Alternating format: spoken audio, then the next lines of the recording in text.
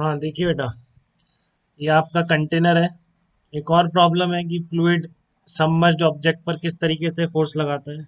In next to problems में थोड़ी आपको और इंसाइट मिलेगी, फ्लूइड किस तरह से फोर्स लगा रहा है और किस पॉइंट पर बेसिकली फोर्स लगाएगा, किस पॉइंट के ऊपर उस फोर्स की डायरेक्शन आएगी। ठीक है, जैसे आपने बोला अपवर्ड फोर्स तो लगाता है, अभी कोई एक्सेलरेटेड कंटेनर नहीं है, सिंपल एक लिक्विड भरा हुआ है कंटेनर के अंदर। ये प्लैंक के एससीवी का प्रॉब्लम है। ठीक है, तो आपने ये प्लैंक है, इसका या रॉड मान लीजिए, इसका एरिया ऑफ क्रॉस सेक्शन आपको कैपिटल ए दे रखा है। एरिया ऑफ क्रॉस सेक्शन इसका कैपिटल ए मान लिया। गिवन नहीं है, गिवन तो बस ये तीन चीजें हैं, हमने ए मान लिया। लेंथ गिवन है इसकी 1 मीटर, आपको हाइट गिवन है एच नॉट 0.5 मीटर तक लिक्विड है इसमें, और specific gravity of the plank given है। स्पेसिफिक ग्रेविटी 0.5 है, तो डेंसिटी ऑफ प्लैंक मटेरियल कितनी हो जाएगी, 0.5 इंटू रो डब्ल्यू, क्योंकि आपको रो डब्ल्यू से मल्टीप्लाई करना होता है जब आपको स्पेसिफिक ग्रेविटी गिवन हो। तो आपको बताना है इक्विलिब्रियम में ये प्लैंक कितना एंगल बनाएगा। यहाँ पर हिंज है बेटा, ये जब ये यहाँ पर हिंज है तो आपको हिंज फोर्स तो पता नहीं होते, तो फोर्स बैलेंसिंग से आप नहीं निकाल पाएंगे कुछ भी इसमें। ठीक है, बट आपके हिंज फोर्स इसी पॉइंट पे लग रहे हैं, तो इस पॉइंट के अबाउट अगर आप टॉर्क बैलेंसिंग करेंगे, ठीक है, इस पॉइंट के अबाउट अगर आप टॉर्क बैलेंसिंग करेंगे, ठीक है, तो फिर आप जरूर निकाल लेंगे। इस तरह से हवा में बैलेंस है। देखिए इस पर केवल कौन से फोर्सेस लग रहे हैं इस रॉड पर, एक तो mg लग रहा है और एक इसका लिक्विड का अपवर्ड डायरेक्शन में फोर्स लग रहा हो। तो ये mg और लिक्विड का जो अपवर्ड डायरेक्शन में फोर्स है, इसका टॉर्क इस रॉड के ऊपर, ओए आपकी रॉड या प्लैंक है, इस पर नेट फोर्स जीरो होना चाहिए। ठीक है, तो आप mg कहाँ लगाते हैं वो आपको क्लियर है, इसके सेंटर ऑफ मास पे लगा देते हैं आप mg को। ठीक है, तो mg आप इसके सेंटर ऑफ मास पर लगा दीजिए कहीं पर, यहाँ मान लेते हैं, तो ये आपकी एल है, तो L/2 डिस्टेंस ये हो जाएगी। तो mg यहाँ पे लग रहा है इस रॉड या रॉड या प्लैंक का mg उसके सेंटर पे, इस OA के सेंटर पे लग रहा है, मतलब ये डिस्टेंस OA/2 हो जाएगी। ठीक है, अब आपको टॉर्क लिखना है, तो बॉयंट फोर्स कहाँ पे लिखूं मैं, ये देखना है आपको। ठीक है, बॉयंट फोर्स मैं कहाँ पे लिखूं। ठीक है, तो बॉयंट फोर्स का फंडा पता है बेटा, कैसे निकाला हमने वो आपको क्लियर होना चाहिए, लास्ट लेक्चर्स में सीखा है हमने कि ये जो ऑब्जेक्ट है, इतने को आप लिक्विड से रिप्लेस कर देते हैं, इस लिक्विड पर जो सराउंडिंग लिक्विड फोर्स लगा रहा है वही आपका इस सॉलिड पे लगा रहा होगा। तो इस इतने पे सराउंडिंग लिक्विड कैसे फोर्स लगाता है, जस्ट इसके वेट को बैलेंस करता है ना बेटा। और वेट कहाँ पे लगता है, इसके सेंटर ऑफ डूबे हुए पार्ट के, इस पार्ट के सेंटर पे लगेगा कि नहीं लगेगा। ठीक है, तो ये किसका होगा, वेट ऑफ लिक्विड हो जाएगा। तो सराउंडिंग लिक्विड का फोर्स भी इसी पॉइंट पे लगना पड़ेगा, किसी और पॉइंट पे लगेगा तो टॉर्क आ जाएगा इस पॉइंट के अबाउट। बल्कि ये जो आपने लिक्विड से रिप्लेस करें, लिक्विड स्टेशनरी है, टॉर्क वर्क सब बैलेंस होना चाहिए। ठीक है, तो आपने जब इस पर वेट इसका इस डायरेक्शन में आ रहा है, सेंटर ऑफ मास पे लगता है वेट, ये लिक्विड के वेट को ही तो बैलेंस करना है हमको। जब आपने उस सॉलिड को लिक्विड से रिप्लेस किया, तो सराउंडिंग लिक्विड के इस वेट को ही तो बैलेंस करना है। तो इसलिए सराउंडिंग लिक्विड कहाँ फोर्स लगा रहा है, सेंटर ऑफ मास पे लगा रहा है, किसके, इस जो आपका वॉल्यूम है जितने को इस सॉलिड ऑब्जेक्ट ने डिस्प्लेस किया है। ठीक है, तो आप ध्यान रखिए, जो आप बॉयंट फोर्स बोलते हैं rho L into V into g, that will always act, ठीक है, that will always act at centre of mass of submerged part. ठीक है, तो ये आपका लिक्विड जो है, डिस्प्लेस लिक्विड है, इसके सेंटर ऑफ मास पर लगेगा आपका फोर्स, बॉयंट फोर्स। ठीक है, buoyant force will act at the centre of mass of displaced volume of the liquid. Clear है इतना। तो इसलिए क्योंकि आपने वेट को ही तो बैलेंस करा है ना बेटा, इक्विवेलेंट लिक्विड से रिप्लेस करके, वेट कहाँ लगता है, सेंटर ऑफ मास पे। तो अगर और कहीं से बॉयंट फोर्स गया तो इसके अबाउट टॉर्क आएगा, तो फिर इक्विलिब्रियम में कैसे। बट अगर उतना ही लिक्विड होता तो वो इक्विलिब्रियम में होता। इसलिए जो सराउंडिंग लिक्विड फोर्स है वो भी इस सबमर्ज्ड वॉल्यूम के, सबमर्ज्ड पार्ट के कहाँ लगा रहा है फोर्स, सेंटर पे लगा रहा है बेटा, ध्यान रखेंगे इस चीज को। ठीक है ना, वो सेंटर पे लगा रहा है। तो आप करिए इसको आगे। अब फोर टॉर्क बैलेंसिंग है, सेंटर ऑफ इसको मान लेते हैं कितना है, इसको ओसी बोल देते हैं इस लेंथ को। ठीक है, तो यहाँ से डिस्टेंस बॉयंट फोर्स जो आप लगाएंगे पूरा, ये वाली लेंथ कितनी आ जाएगी आपकी, ये OC/2 आ जाएगी। ठीक है, फोर्स कितना है FB, तो FB और mg का टॉर्क इसके अबाउट बैलेंस कर देंगे। आपको पता है लाइन ऑफ एक्शन पे परपेंडिकुलर डिस्टेंस इनटू फोर्स से आप टॉर्क लिख सकते हैं। ठीक है, तो कहाँ कर रहा हूँ मैं, बैलेंसिंग टॉर्क अबाउट O, जो हिंज पॉइंट है बैलेंसिंग टॉर्क अबाउट ओ, उस हिंज पॉइंट के अबाउट टॉर्क बैलेंस कर रहा हूँ। तो देखिए आप कैसे लिखेंगे, एक तो mg का टॉर्क आएगा, तो mg का लिख दीजिए पहले। तो mg का कितना होगा, density of solid rho S मान रखी है अपन, तो rho S into area into volume, area into length, ये वॉल्यूम बन गया, तो ये पूरा मास बन गया प्लैंक का, इंटू जी। एम जी ये line of action, perpendicular distance ये हो जाएगी। ये लेंथ कितनी है आपकी, ओ ए बाई टू या एल बाई टू बोल सकते हैं आप, ठीक है, एल बाई टू बोल सकते हैं। तो L by two sine theta perpendicular distance आ जाएगी, L by two sine theta लिख दिया। तो ये आपकी परपेंडिकुलर डिस्टेंस आ गई, ये एम जी हो गया, तो ये एम जी का टॉर्क हो गया। अब आपको लिखना है इसमें ये जो बॉयंट फोर्स है इसका टॉर्क कितना होगा, तो बॉयंट फोर्स की जो लाइन ऑफ एक्शन है उससे परपेंडिकुलर डिस्टेंस कितनी हो जाएगी, ओ सी बाई टू साइन थीटा हो जाएगी।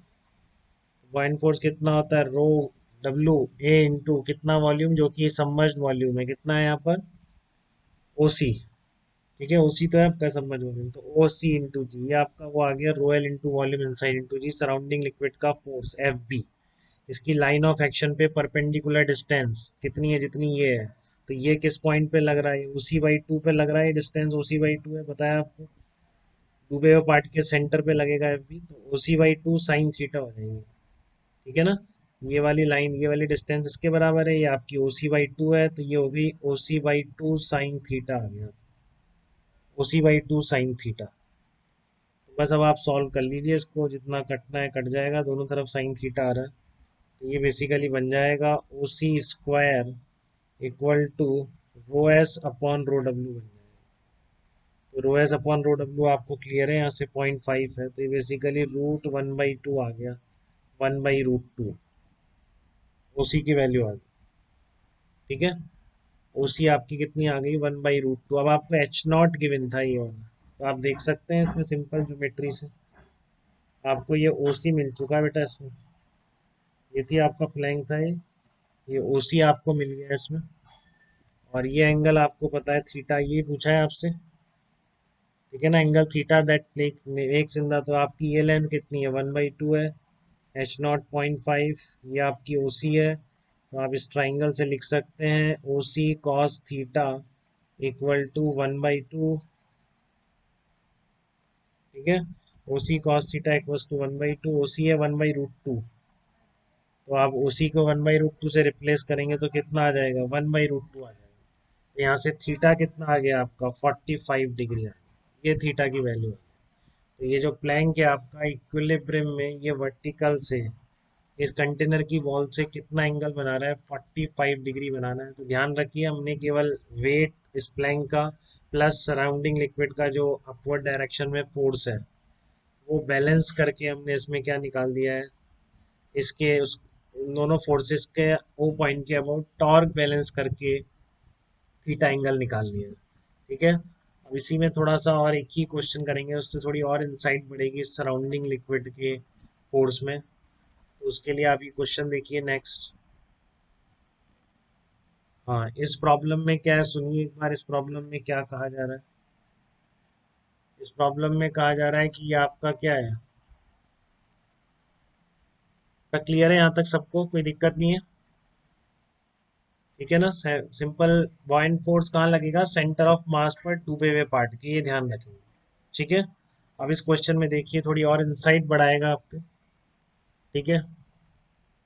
ईशान क्लियर है बेटा आपको एकदम ये चीज, जो हमने लास्ट में पढ़ी कि बॉयंट फोर्स कहाँ लगता है, हमेशा डूबे हुए पार्ट के सेंटर ऑफ मास पे लगता है, ठीक है। तो अब आप ये वाला देखिए, इसमें आपका क्या क्वेश्चन है, ये नॉन यूनिफॉर्म सिलेंडर है आपका, ये नॉन यूनिफॉर्म है बेटा ये, ठीक है। तो इस नॉन यूनिफॉर्म का मतलब इस सिलेंडर का जो सेंटर है वो सेंटर ऑफ मास होना जरूरी नहीं है, ठीक है। Mass M, length L, radius small R, तो आपको क्या दे रखा है, सिलेंडर का मास दे रखा है, लेंथ दे रखी है, रेडियस दे रखी है, इस तरह का सिलेंडर डायग्राम में अंदर ही बना रखा है लिक्विड के। सेंटर ऑफ मास की डिस्टेंस इस सिलेंडर के सेंटर से आपको एल बाई फोर बताई जा रही है, बता रखी है सेंटर ऑफ मास सिलेंडर का सेंटर से, जो ये लेंथ है इसका सेंटर यहाँ से एल बाई टू पर होगा, तो इससे सेंटर ऑफ मास कितना है, एल बाई फोर डिस्टेंस आ गया, ये बोल रखा है,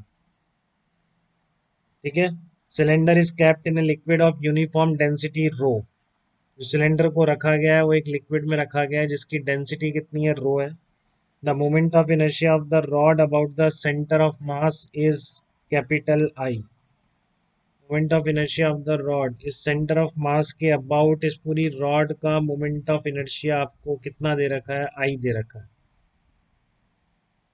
तो आपको बताना है find out the angular acceleration of the point A relative to the point B just after the rod is released from the position shown। इस पोजीशन से आपने रॉड को रिलीज कर दिया तो आपको ए पॉइंट का बी पॉइंट के अबाउट एंगुलर एक्सेलरेशन बताना है। अब आपने अगर रोटेशन ध्यान से पढ़ा है तो आपको पता है कि किसी भी एक पॉइंट का दूसरे पॉइंट के अबाउट जो एंगुलर एक्सेलरेशन या एंगुलर वेलोसिटी रिजिड बॉडी में सेम रहती है। ठीक है, तो हम क्या करेंगे, हम इस पे पहले फोर्सेज लगा के देखेंगे कौन, जब आपने रिलीज कर दिया तो फोर्सेज कौन से लग रहे हैं। तो फिर वही दो बातें, एक तो नॉन कांटेक्ट फोर्स है आपका ग्रेविटेशनल फोर्स, और दूसरा है आपका सराउंडिंग लिक्विड का जो फोर्स है rho L into volume inside into g. ठीक है, अब ध्यान रखिए मैंने आपको क्या बोला कि जो आपका बॉयन फोर्स लगता है वो डूबे हुए पार्ट के सेंटर ऑफ मास पे लगता है। तो ध्यान रखिए बेटा, डूबा हुआ जो वॉल्यूम डिस्प्लेस्ड है लिक्विड के सेंटर ऑफ मास पर है, ये बहुत इंपॉर्टेंट बात है। ठीक है, तो ये जो आप डिस्प्लेस्ड लिक्विड है आप पूरे इस पर सराउंडिंग लिक्विड के फोर्स के लिए इसको लिक्विड से रिप्लेस कर देते हैं और उसके वेट को बैलेंस करते हैं। तो आप जिस लिक्विड से रिप्लेस करेंगे वो तो यूनिफॉर्म ही होगा ना बेटा। ठीक है, तो उसका जो सेंटर है वो तो यही होगा ना, ये थोड़ी नहीं होगा। ठीक है, तो ये बहुत इंपॉर्टेंट बात है बेटा, गलती हो जाती है कि जो बॉयंट, हम ये तो याद कर लेते हैं कि बॉयंट फोर्स लगेगा सेंटर ऑफ मास पर, बट वो सेंटर ऑफ मास किसका होगा, डिस्प्लेस फ्लूइड का होगा, ऑब्जेक्ट का नहीं होगा। ठीक है, तो इस वजह से आप इस पर जो दोनों फोर्स लगने वाले हैं, एक तो इसका वेट लगने वाला है और एक इस पर बॉयंट फोर्स लगने वाला है, इन दोनों का एप्लीकेशन ऑफ पॉइंट सेम नहीं होगा। जो आपका वेट लगेगा सॉलिड ऑब्जेक्ट का वो तो इसके सेंटर ऑफ मास पे लगेगा। ठीक है ना, वो तो इस तरह से वर्टिकली डाउनवर्ड डायरेक्शन में आ जाएगा। ठीक है, कितना हो जाएगा वो हो जाएगा इसका वेट कितना है इसका एम इंटू जी। अभी एम इंटू जी लिख देते हैं, इस पर एम इंटू जी कर देते हैं। ठीक है, और दूसरा लगेगा इस पर बॉयन फोर्स लगेगा। तो बॉयन फोर्स कहाँ लगेगा, डूबे हुए डिस्प्लेस्ड वॉल्यूम के सेंटर ऑफ मास। आ रही है बात समझ में। अब आप इस सेंटर इसके अबाउट टॉर्क देख लीजिए आप। ठीक है ना, इसके अबाउट टॉर्क देख लीजिए आप, क्योंकि इसके अबाउट आपको मोमेंट ऑफ इनर्शिया दे रखा है। तो इसके अबाउट जो टॉर्क देने वाला फोर्स है वो तो एक ही फोर्स है। तो जो आप अल्फा निकालेंगे वो किसी भी एक पॉइंट का दूसरे पॉइंट के अबाउट अल्फा वही होगा रिजिड बॉडी। ठीक है, तो आप क्या करेंगे, अबाउट द सी एम, जो आपका सी एम या सेंटर ऑफ मास दे रखा है, about centre of mass of cylinder, cylinder का जो सेंटर ऑफ मास है उसके अबाउट मैं आपका क्या लगा रहा हूँ, tau equals to I alpha लगा रहा हूँ। तो फोर्स कौन सा दे रहा है उसको, ये बॉयंट फोर्स लगा रहा है, फोर्स बॉयंट फोर्स टॉर्क दे रहा है। Force into perpendicular distance F B into L by four equals to I into alpha. Buoyant force क्या होता है आपको पता है, पूरा चारों तरफ का लिक्विड का फोर्स है, density of liquid into volume, displace volume कितना है, पूरा ही सबमर्ज्ड है, पाई आर स्क्वायर इंटू एल। ये तो आ गया आपका फोर्स आ गया। ठीक है, और इंटू जी कर दीजिए, rho L into V I into g, ये फोर्स आ गया, एल बाई फोर ऐसे ऐसे रख दीजिए। तो एफ बी तो इतना आ गया, एल बाई फोर इतना आ गया, आई आपको गिवन है, क्वेश्चन में गिवन है आई मोमेंट ऑफ इनर्शिया, तो उसको ऐसे रहने दीजिए आई एल्फा। ठीक है, तो इसको सॉल्व कर लीजिए तो आपका आंसर कितना आ जाएगा, कितना एंगुलर एक्सलेरेशन होगा एक पॉइंट का ए पॉइंट का बी पॉइंट के अबाउट। ये ध्यान रखिए बेटा, इसमें बात यही है कि सेंटर ऑफ मास पे तो लगता है बॉयंट फोर्स, बट किसका सेंटर ऑफ मास है, वो डिस्प्लेस्ड फ्लूइड का सेंटर ऑफ मास। ठीक है, वो सॉलिड का सेंटर ऑफ मास नहीं है जो ऑब्जेक्ट आपने टिप कर रखा। ठीक है, तो इसमें कोई दिक्कत तो बताइए।